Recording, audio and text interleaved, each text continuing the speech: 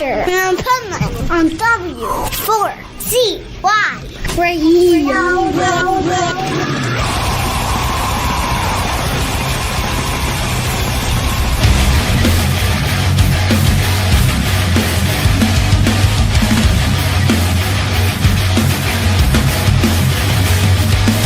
Hey, it's Pipeman, the Adventures of Pipeman, W4CY Radio. Royal Republic is here at Hellfest, and they're about to do a press conference. So, let's take a watch. Hello, Royal Republic. Welcome to the hottest press conference you'll probably ever attend. It's insane. At least we've got fans. I'm Neil, by the way, from the UK, from Total Rock. I just wanted to ask you as well, Hellfest has a lot of big metal bands. You guys bring the party, you bring the dance moves. Do you think that the Hellfest audience are ready for you? And I also want to ask a follow-up question. Who in the band has the best dance moves? That would be me, without a doubt. Yeah. You want to see him now? Yes. Am I doing this? Yes, of course. You are. Yeah. You're committed now.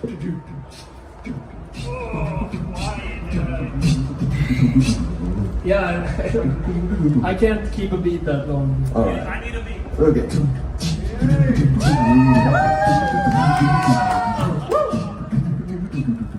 Do the worm. Alright. Bonjour. Bonjour. Hi. Merci beaucoup for the festival. My name is Dawn. I'm from America, and I'm here at Hellfest, and I wanted to ask a question. How has it been since your last Hellfest? What have you guys been working on? We never did Hellfest before. Well, then I've been misinformed. This is our first how time. you been? Yeah, we How are you wanted to enjoying do the Very festival? good. Hellfest. Throughout our whole life leading up to this point, ups and downs, strikes and gutters. Fantastic. And what can we expect with your new album?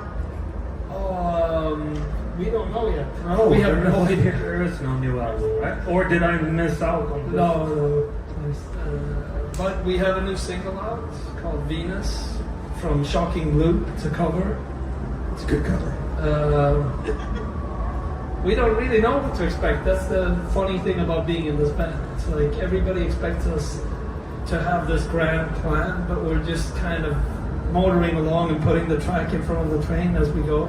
We are as surprised as everyone else when we release something. Yeah, the only thing we can say is basically expect the unexpected, because we don't know. That sounds amazing. My name's Dawn of the Underground from All Rock. Thank you very much. Welcome to Europe, Dawn. Hi guys, Eamon from Eon Music in Ireland here. It's very multicultural today. Love it. I suppose I got a multicultural question for you. Love Cop is one of your highest charting albums in your home country in Sweden. Really? 4 albums in a row that have charted. You've also been your highest charting album in Germany. What does that success mean to you?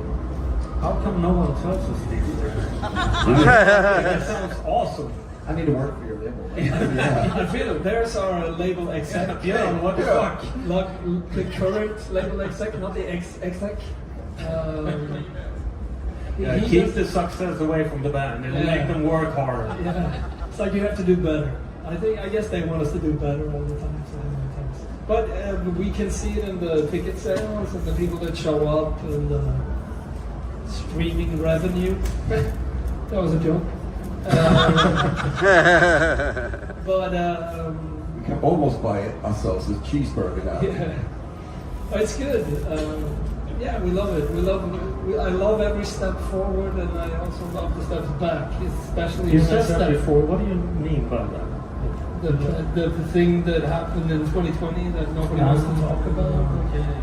And then you love Stepping out back of it, up. yeah. Okay. This is like a therapy session. Yeah. Hottest therapy session ever. Hi guys, I'm Elisa from the Road to Rock in the UK. Hi. You just said you don't plan anything. How did you get the band together? And when you first formed, did you know what direction you wanted to take? My part was basically, I just got a phone call. We all knew of each other, we didn't know each other when we were in music academy, like really super posh, sounds very posh. And then I think Adam had an idea, like, yes, to form a band, and he just looked around, like, who amongst all the drummers might play battery the best? It's got to be Per. And who is the greatest rock poser? It's got to be Hannes. Who has the best dance moves? Yeah. And who has the thickest neck? That's me.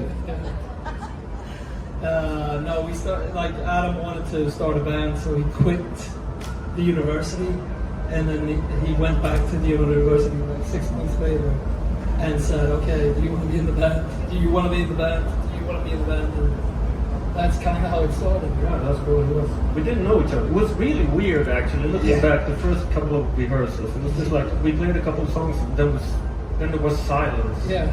Yeah. But it's like playing music always felt great with this setup. Like we added one band member at a time, and it was just instant chemistry every time, and then everything else kind of came out of that.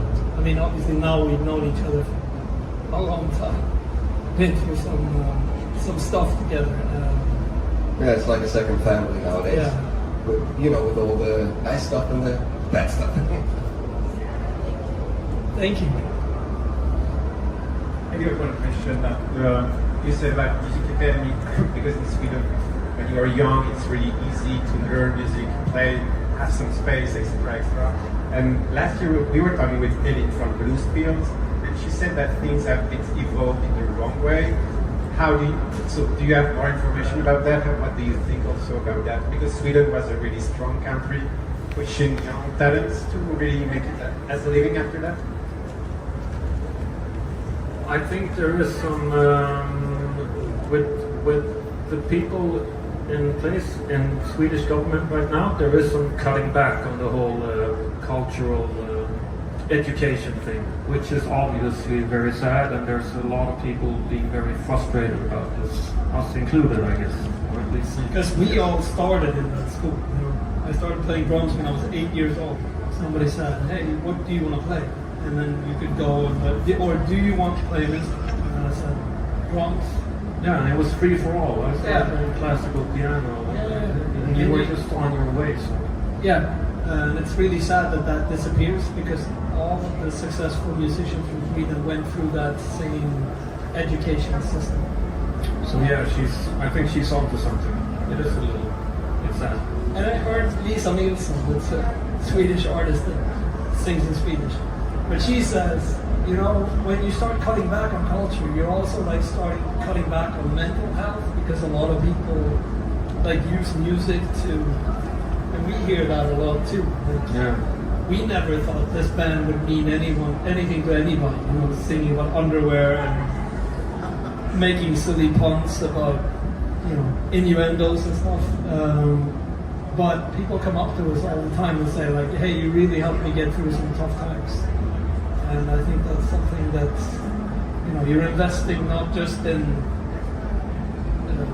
music, you're investing in a bunch of other things as well. And I think that's important, more and more important. Yeah, and I am being given the opportunity to actually do something productive and good with your spare time when you're 14, 15, 16. I mean, that means the world. Who knows what we would have been doing if it wasn't for us being in the rehearsal room.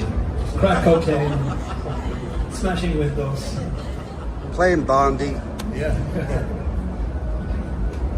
Sweden is a legendary country for artists. The music that's coming out. You've got Ghost, you've got ABBA, you've got Max Martin. What's it like to be standing up with those people, and does that push you? Does it inspire you? Is there a Swedish act that you're like, we would like to be like those, or does it make it tougher to stand up against that type of competition? I think they kind of paved the way actually for people and bands like us, because from when we were kids, we knew that it was actually a career choice. You could actually make a living making music, and it wasn't like frowned upon. And it's not so much like go get a real job, get a haircut, get a job. It's not like that in Sweden, because we have so many great artists and successful songwriters and producers, so people know that you can actually make a living, and it's worth taking a shot at it. We all come from small cities, and all of the other bands come from small cities because there's nothing else to do. So you can either, you know, do crack cocaine or be in a band. What's the thing about cocaine all of a sudden? It's a metal festival. We're back on- trying to speak a language. We're back on the third intervention. Hello, this is Dawn from All Rock again. I just wanted to know who the genius was behind the video creations because I love watching them. So who was the genius with the ideas?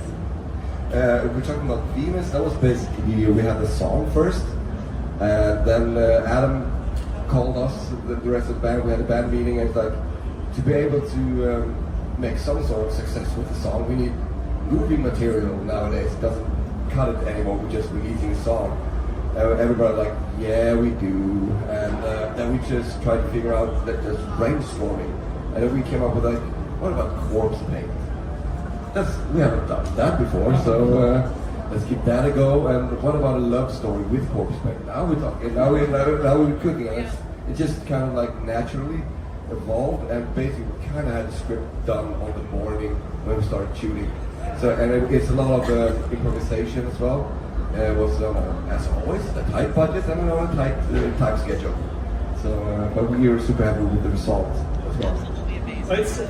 It's weird how we're on such a tight budget, knowing that we're number one. Yeah, oh, hey, having a good time, Björn.